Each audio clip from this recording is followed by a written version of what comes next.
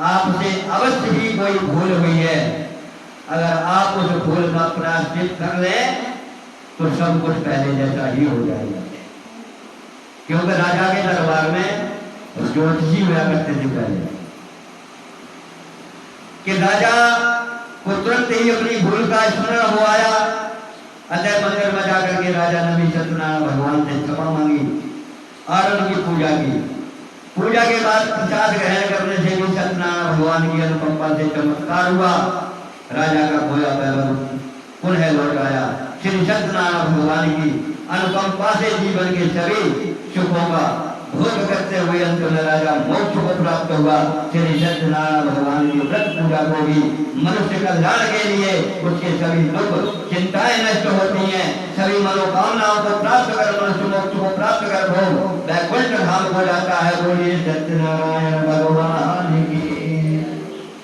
श्री शिव जी ने कहा कि कुछ पल रुककर कहा कि हे श्रेष्ठ मुनियों, श्री सत्यनारायण भगवान के बच्चों पूरे जन्म से जिन लोगों ने किया उन्हें जन्म से ही सभी तरह के सुख प्राप्त हुए।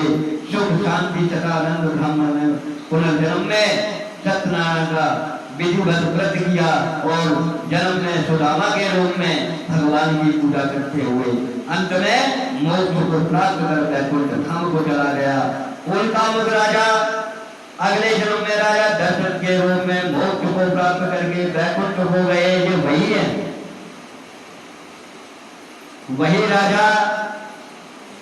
अब ये राजा दशरथ जी बन करके अब ये अपना वंश चलाएंगे।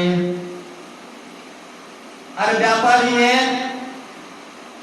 मूर्ख के रूप में जन्म लिया और अपने पुत्र को आरे से जीव करके भगवान की अनुकंपा से वैकुंठ को प्राप्त किया।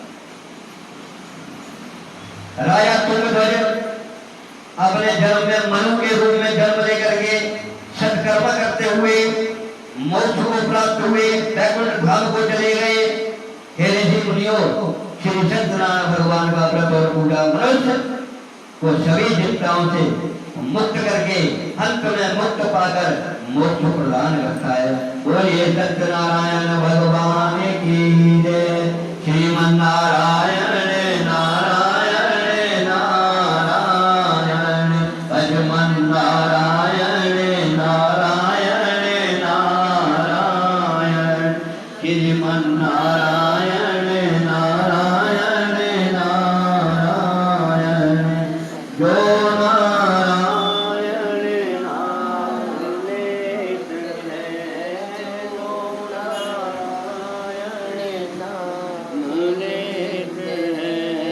पाप होते सब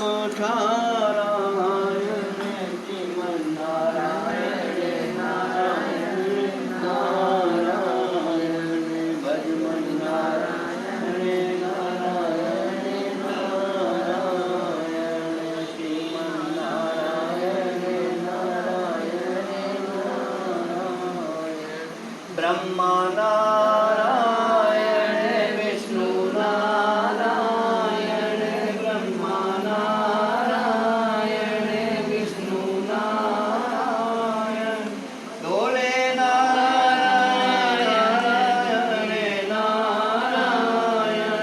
दोले नारायण नारायण नारायण हरि